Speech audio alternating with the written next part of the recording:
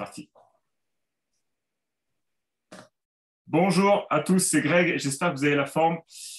Bienvenue dans cette nouvelle vidéo. Aujourd'hui, je suis très heureux de vous retrouver pour qu'on parle enfin du marchand de biens sans apport. Ça fait déjà des semaines, des mois que je vous bastine avec ça. Et aujourd'hui, j'ai un invité de marque pour qu'on parle de tout ça. On va parler évidemment des problématiques de l'apport. On va parler évidemment des problématiques autour des banques quand on est marchand, quand on est néo-marchand de biens, quand on démarre une activité, qu'on manque un petit peu de cash, qu'on a envie d'en cacher la seconde, mais qu'on est un petit peu bloqué. Donc, on va parler de tout ça aujourd'hui, de long, en large, en travers. Donc, écoute, Thomas, est-ce que tu peux te présenter? Bien sûr, avec plaisir. Bonjour à tous, donc Thomas Dancel, j'ai 27 ans, je suis le cofondateur de la société La Première Brique, qui est une plateforme de crowdfunding immobilier, donc de financement participatif immobilier. Avant ça, j'ai fait des études d'avocat, j'ai un diplôme d'avocat d'affaires et une école de commerce en finance. C'est d'ailleurs durant cette école que j'ai rencontré mon associé Hugo, avec qui on a lancé cette société. Et moi, c'est une société que j'ai lancée du coup pendant mes études. Donc je suis directement passé de la casquette étudiant à la casquette chef d'entreprise. Et aujourd'hui, chez La Première Brique, on est une petite équipe d'une dizaine de personnes.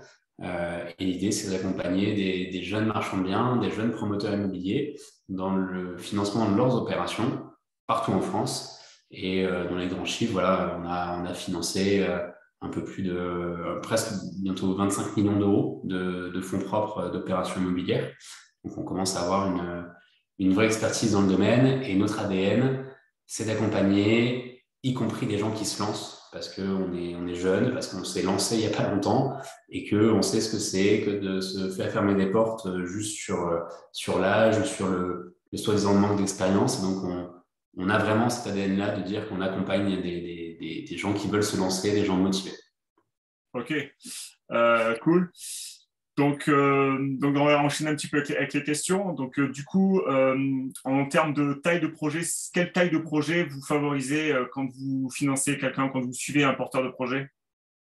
Alors, nous, aujourd'hui, le plus petit dossier qu'on ait financé, c'est 30 000 euros. Le plus gros dossier qu'on ait financé, c'est 4 270 000 euros. Donc, on a une palette assez large. Euh, Maintenant, c'est compliqué de financer des petits dossiers. On le fait, c'est important. Ce qu'il faut savoir, c'est que c'est pas rentable pour nous, soyons très clairs. C'est pour ça d'ailleurs que personne n'en veut. Mais on raisonne pas qu'en termes de rentabilité, parce qu'on part du principe, comme je disais tout à l'heure, qu'il faut savoir accompagner des gens sur un lancement d'activité et même sur des petits projets pour pouvoir avancer aussi dans le temps avec eux et après aller sur des plus gros projets.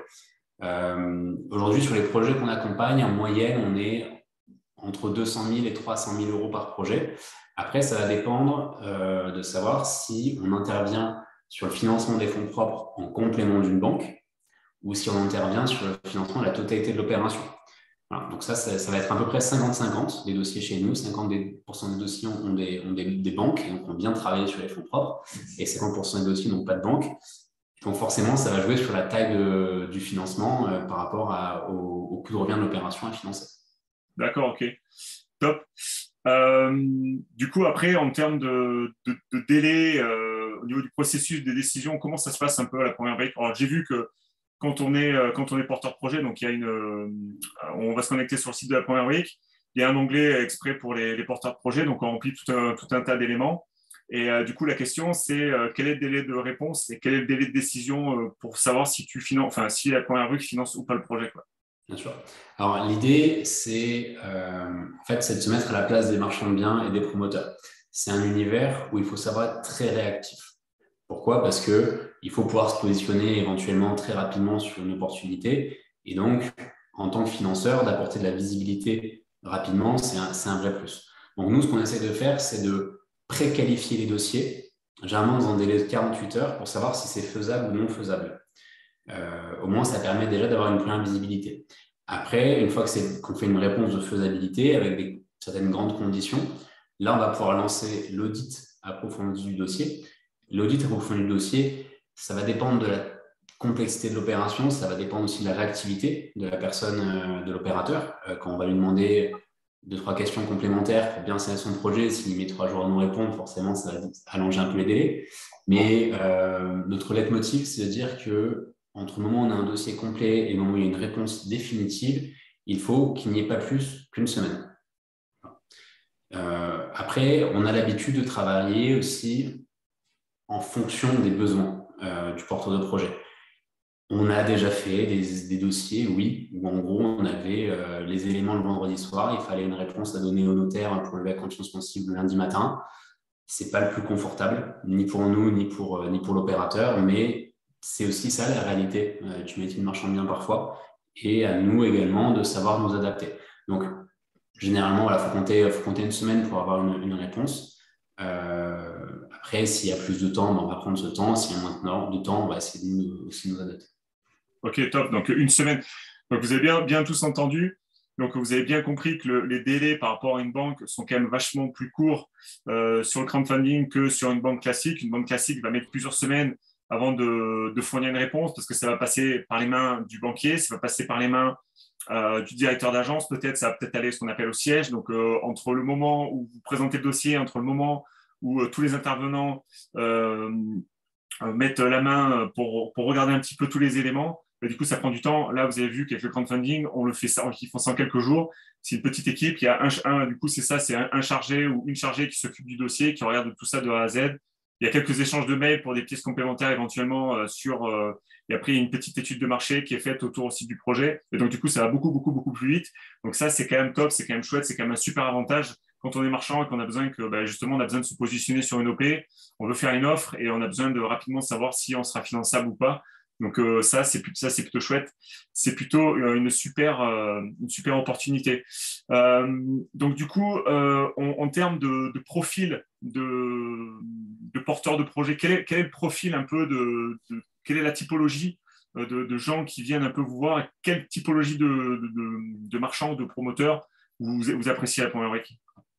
Alors, de par l'ADN que j'expliquais un peu plus tôt dans la vidéo, on a beaucoup de gens qui sont jeunes, on a beaucoup de gens qui se lancent, qui ont suivi des formations ou des chaînes YouTube comme la tienne et qui se disent bah, moi aussi je veux me lancer, j'ai appris, j'apprends et moi aussi j'ai une appétence, j'ai une certaine connaissance de l'immobilier, j'ai envie de me lancer. Et donc voilà, on a une population qui est assez jeune. On a également de plus en plus des marchands de biens qui sont un peu plus expérimentés. Et aussi, c'est intéressant, c'est qu'on a des marchands qu'on a accompagnés il y a 1-2 ans quand ils se lançaient, qui aujourd'hui sont sur 3, 4, 5 opérations en parallèle dans l'année. Et donc, on les voit évoluer dans le temps. Et c'est des gens qu'on a accompagnés sur leur toute première opération. Donc, ça, c'est intéressant.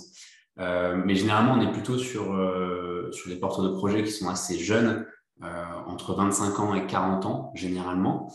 Pour la plupart, ça va être des profils qui vont soit avoir un emploi salarié à côté et qui vont se lancer dans les opérations à titre professionnel et après basculer marchand de biens à temps plein, soit sinon des gens qui ont eu par exemple une rupture conventionnelle et qui ont décidé de se lancer en tant que marchand de biens, qui ont un historique en immobilier généralement, qui ont fait un peu de locatif, qui ont pour certains fait des opérations d'achat-revente à titre personnel, que ce soit sur la résidence principale ou sur d'autres types de lots, et qui décident de franchir le pas et de se lancer à titre professionnel avec une société commerciale et de réaliser les opérations pro. Ok, top. Donc avec des gens qui ont déjà fait un petit peu le locatif, des gens qui ont déjà un petit peu d'expérience et voilà, qui manquent un petit peu de cash. Donc voilà, il y a pas mal de gens comme ça sur ma chaîne YouTube, donc c'est pas mal, c'est top. Donc du coup là on parle de marchand de biens, on parle de promoteur. Si demain je veux acheter un immeuble par exemple à Vesoul, à Roubaix, je sais pas moi à Strasbourg, à Brest, à Vannes, je sais pas où en France. Voilà, j'ai du cash flow, c'est super intéressant. Est-ce que la première brique me suit ou pas, quoi? Alors non, on ne pourra pas suivre pour plusieurs raisons. La première, elle est légale. C'est-à-dire que généralement, pour faire du locatif, on le fait avec une société type SCI, ou alors en nom propre, ou alors en société civile. Et là, malheureusement, c'est la loi qui nous empêche, par rapport à notre agrément qu'on a agrément de financement, qui nous empêche d'intervenir sur ces opérations et donc de financer des SCI ou des particuliers qui doivent faire des opérations en nom propre. Donc déjà, ça veut dire qu'on est obligé de faire l'opération avec une société commerciale, avec du coup les impôts commerciaux, Et pour le coup, c'est beaucoup plus compliqué à faire financer en banque déjà. C'est-à-dire qu'on devrait venir financer la totalité. Et là, on rentre dans la deuxième catégorie qui fait qu'on n'accompagne pas ce type de projet. C'est tout simplement que il y a un vrai sujet par rapport au cash flow et au fait que nous, on est sur une dette qui n'est pas amortissable, mais qui est dite in fine. C'est une dette qui est à rembourser à la finalisation de l'opération. Et donc, du coup, on ne va pas avoir une approche long terme, comme vont l'avoir les banques qui vont accompagner sur l'immobilier locatif, avec un crédit amortissable qu'on rembourse tous les mois avec une quote-part d'intérêt. Donc, nous, on finance vraiment des opérations, achats, travaux, transformation, construction, peu importe, revente, qui vont être sur un horizon de temps court. Alors, c'est quoi un horizon de temps court? Ça dépend de l'opération, bien sûr, mais on part du principe qu'une opération de marchand de biens, il faut qu'elle soit débouclée dans les 12 mois. Et une opération de promotion immobilière, il faut qu'elle soit débouclée au maximum dans les 24 mois. Je parle bien sûr à compter du financement. Ok, d'accord. Donc le locatif, je pense que tout le monde a bien compris, c'est pas possible.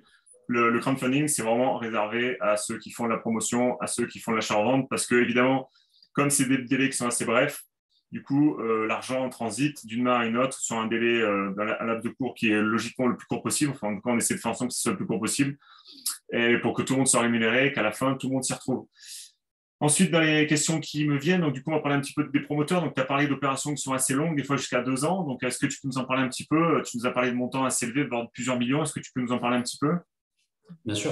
Alors, nous, on vient de distinguer, deux grandes typologies d'acteurs.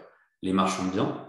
Marchands de biens, ça va être acheter quelque chose d'existant, le transformer, soit avec des travaux, soit avec de l'urbanisme, une déclaration préalable, avant de construire, et revendre. Le promoteur, c'est vraiment acheter un terrain, construire et revendre. Et avec des logiques aussi juridiques différentes. Généralement, la promotion immobilière se fait dans un cadre légal qu'on appelle la VFA, la vente en état de futur achèvement, avec une GFA, garantie financière d'achèvement. On va vraiment donc avoir ces deux familles-là. C'est des solutions, le crowdfunding immobilier, qui sont aussi adaptées aux promoteurs. Nous, effectivement, on a très peu de promoteurs sur la plateforme. C'est pas un choix, ça se fait parce que on a peu de demandes dans ce sens. Ce qu'il faut savoir, c'est qu'aujourd'hui, on ne fait pas de démarchage et pas de publicité. Donc, en fait, on traite les demandes qu'on nous envoie.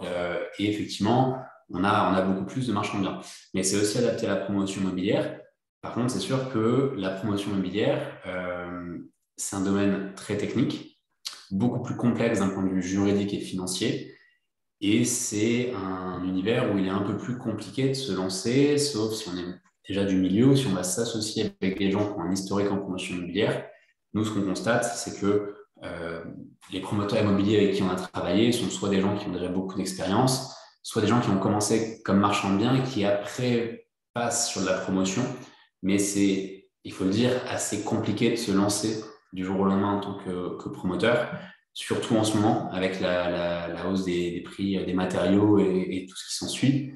C'est un domaine qui n'est pas évident et même on connaît des gens qui faisaient de la promotion immobilière et qui sont en train de revenir de plus en plus à des opérations de marchand de biens avec peu ou pas de travaux pour simplifier leurs opérations, pour réduire le délai de portage des opérations.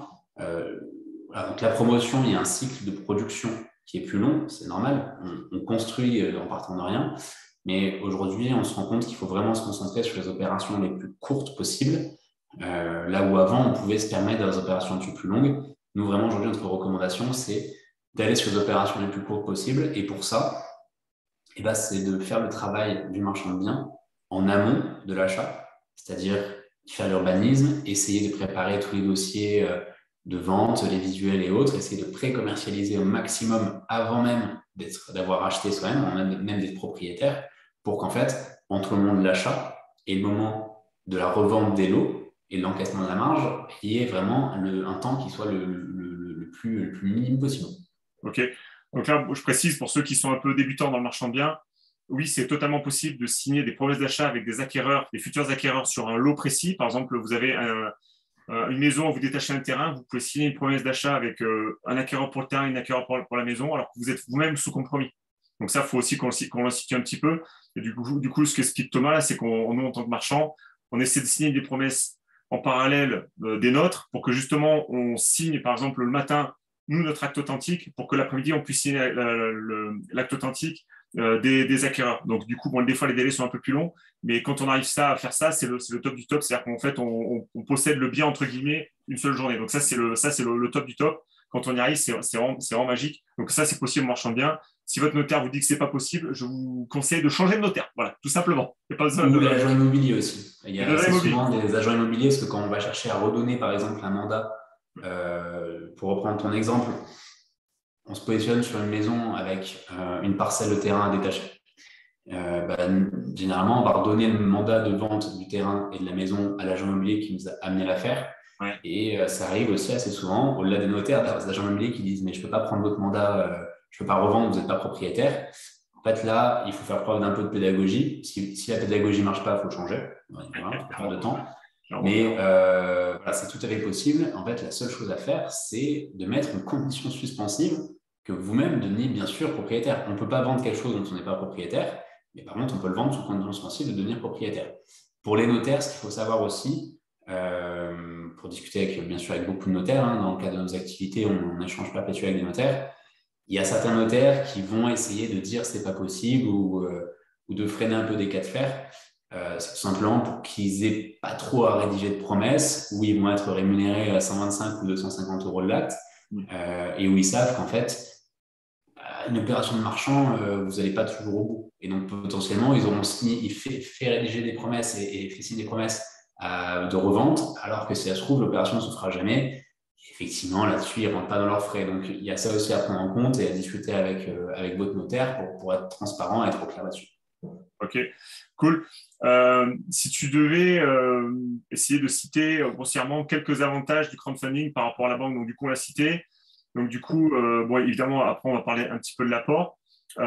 Quels sont un peu, par exemple, les avantages du crowdfunding par rapport à la banque? On a parlé des délais. Est-ce qu'il y a d'autres avantages à passer par du crowdfunding par rapport à une banque? Alors, effectivement, un des gros avantages, c'est la réactivité. Un autre avantage, j'ai envie de dire, ça va être la souplesse, mais j'ai plutôt utilisé le terme de pragmatisme. On ne vient pas financer des opérations qui ne sont pas finançables en banque. C'est-à-dire qu'une mauvaise opération qu'aucune banque ne voudrait, si elle est vraiment mauvaise, nous non plus, on ne va pas la financer. Par contre, nous, on va regarder un dossier avec un regard différent des banques. Les banques, et c'est normal, elles vont avoir souvent des analyses très strictes avec des ratios, avec des questions où la réponse c'est oui ou c'est non. Nous, on sait que des fois, il y a un peu de gris, il y a un peu de peut-être. Et on va rentrer plus dans le détail du dossier avec une analyse un peu plus pragmatique, encore une fois. Et du coup, on va se retrouver à accepter des dossiers qui n'auraient pas été financés en banque. Par exemple, des dossiers de personnes qui débutent. Il y a beaucoup de banques qui disent « moi, je ne finance pas les débutants. Faites 2-3 opérations et revenez me voir. » Par contre, après, je précise aussi que le crowdfunding, ce n'est pas toujours en remplacement de la banque. Ça peut être aussi en complément. Et c'est d'ailleurs comme ça que c'est le plus intéressant d'un point de vue financier. Vous allez voir une banque, elle va vous demander par exemple 25% de fonds propres. Et bien nous, on va pouvoir financer 20%. Et du coup, vous n'avez plus qu'à financer, imaginons 5% de fonds propres au lieu de 25%. Et donc là, ça vous permet, avec vos fonds propres, de faire potentiellement plusieurs opérations et d'avoir aussi un indicateur financier que certains jeunes marchands de biens oublient de prendre en compte. C'est la rentabilité des fonds propres investis, en fait, qui va être nettement améliorée, parce que du coup, au lieu de faire une opération avec 25% de fonds propres, vous la faites qu'avec 5%, la marge, elle sera un petit peu diminuée, parce qu'il y aura des frais financiers forcément, mais ce n'est pas ça qui va changer la phase de l'opération. Par contre, vous avez un effet de levier sur l'effet de levier, et ça, c'est très intéressant. Donc, le crowdfunding, c'est soit en complément d'une banque sur les fonds propres, soit effectivement en remplacement d'une banque, quand il n'est parfois pas possible d'avoir une solution de financement bancaire. D'accord. Ok. Donc la question que tout le monde a, que tout le monde brûle les lèvres, c'est quel montant minimum la première brique va demander pour faire financer un projet? Alors, encore une fois, pragmatisme. On s'est longtemps posé la question avec mon associé de savoir si on mettait en place des critères stricts qui en fait nous permettraient de trier beaucoup plus rapidement des dossiers dès le début, oui, non. Et en fait, on se refuse à le faire parce que généralement, il faut rentrer en opération. Ce n'est pas parce qu'une personne vient nous voir avec un faible apport que son opération est forcément plus risquée que quelqu'un qui vient nous voir avec un apport plus conséquent sur notre opération. Aujourd'hui, par exemple, on a déjà financé une opération où on avait financé presque 700 000 euros, là où le porteur de projet avait 15 000 euros d'apport. Ah oui, d'accord. Pourquoi? Ok. Parce qu'il n'avait que 15 000 euros. C'était sa première opération, c'était factuel. Il n'avait que 15 000 euros, il a tout mis. Face à ça, on avait une opération qui était très bien construite, qu'on a aussi accompagnée pour dérisquer au maximum. Et en fait, c'est une analyse de risque. Donc, une opération qui va être, selon notre analyse, risquée avec très peu de fonds propres, c'est sûr que là, ça va être compliqué. Mais c'est tout à fait possible de se faire financer avec très peu de fonds propres. Encore une fois, tout est une question d'opération, de montage d'opération, de sérieux du dossier, d'application d'une méthode qui est la méthode du marchand de biens. Encore une fois, valider l'urbanisme, les pré-commercialisations et tout ça. Donc, je suis désolé, je n'ai pas de chiffres à donner, mais Pas par grave. contre, on s'adapte. C'est-à-dire qu'encore une fois, c'est un peu comme les délais. C'est nous qui essayons de nous adapter aux fonds propres qui sont disponibles du côté du marchand de biens. Ok, top. Est-ce que le fait d'avoir fait une formation de formateur connu, est-ce que c'est un vrai plus pour la première brique? Alors, nous, on va encore une fois regarder tout l'historique immobilier. On ne va pas juste se dire est-ce que vous avez déjà fait des opérations de marchand de biens, parce que potentiellement la réponse est non. Et alors, bien sûr, on pose cette question, mais on va demander quel est l'historique en immobilier. Est-ce que vous avez déjà Du est-ce que vous locatif, avez du par exemple. locatif? Est-ce que vous avez déjà retapé entièrement votre résidence principale, revendu avec une plus-value? En fait, c'est tout un tas de critères qui vont venir consolider notre appréciation du profil et du sérieux, enfin, des capacités d'un porteur de projet. Les formations, bien sûr, en font partie. Les formations en font partie. Il y a des gens qui nous expliquent qu'ils ont lu certains livres, qu'ils ont assisté à certains webinaires ou autres. Nous, en fait, tout est important parce qu'on vient prendre toutes les informations qui permettent de consolider en fait une certaine connaissance, un socle de connaissances autour du métier de marchand de biens. Ok, cool. Donc ça, c'est top. Évidemment, le métier de marchand de biens, c'est assez complexe, c'est assez technique.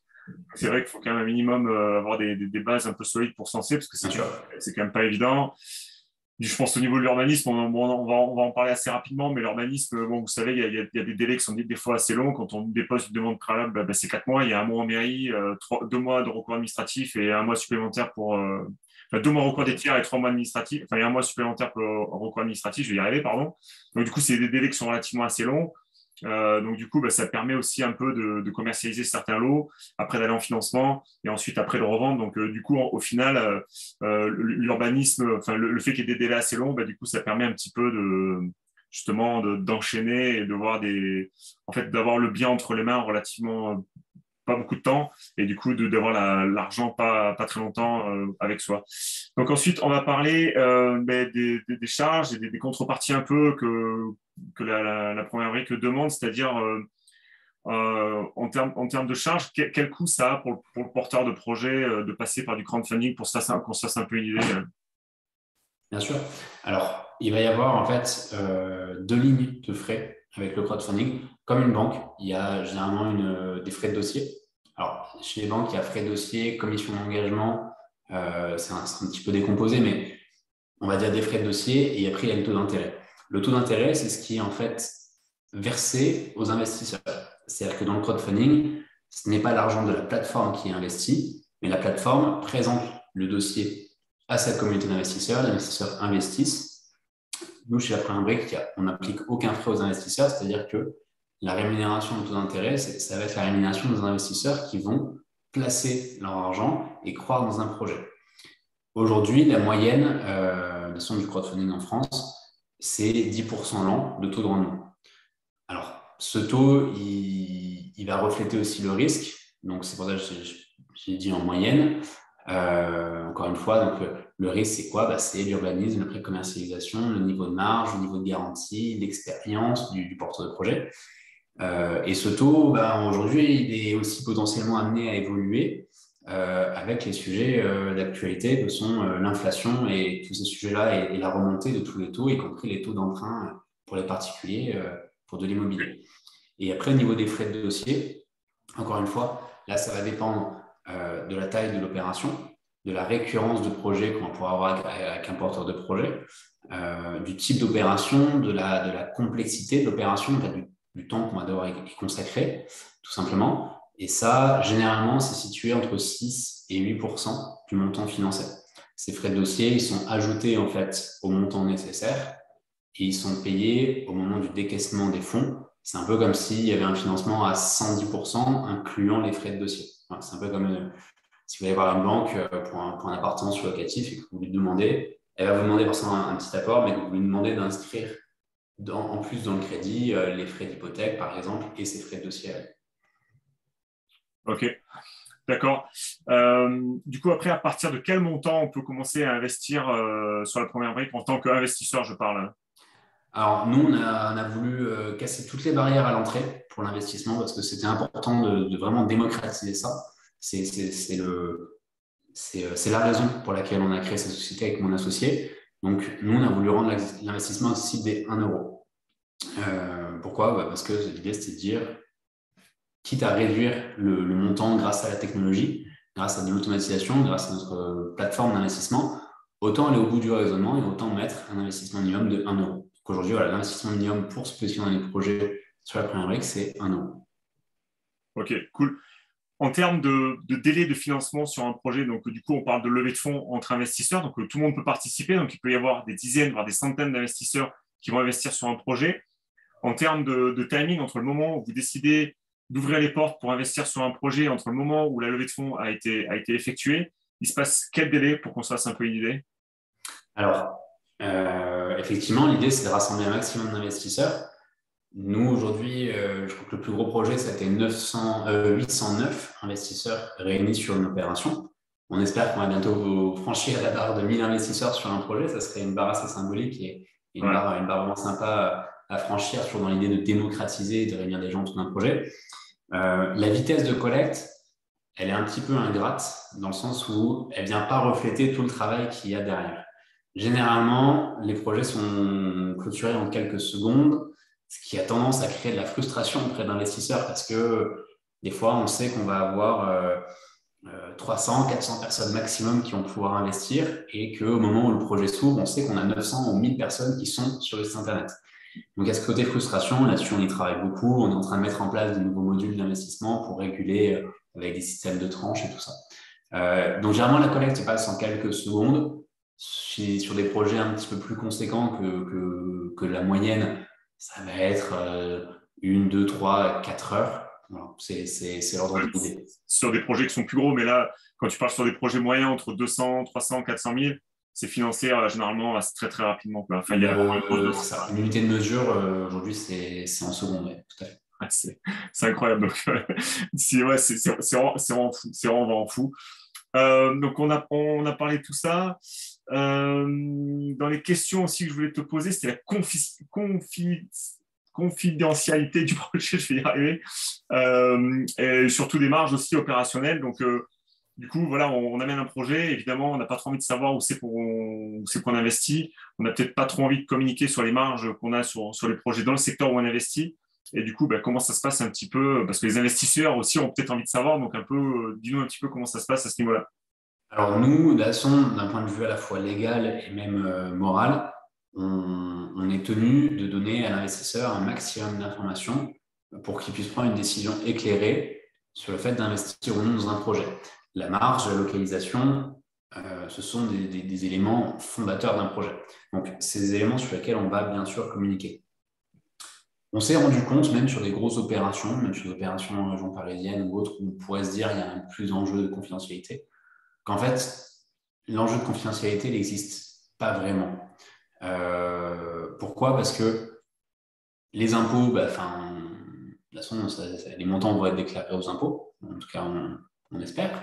Oui. Donc voilà. Après, il pourrait y avoir un enjeu par rapport aux vendeurs.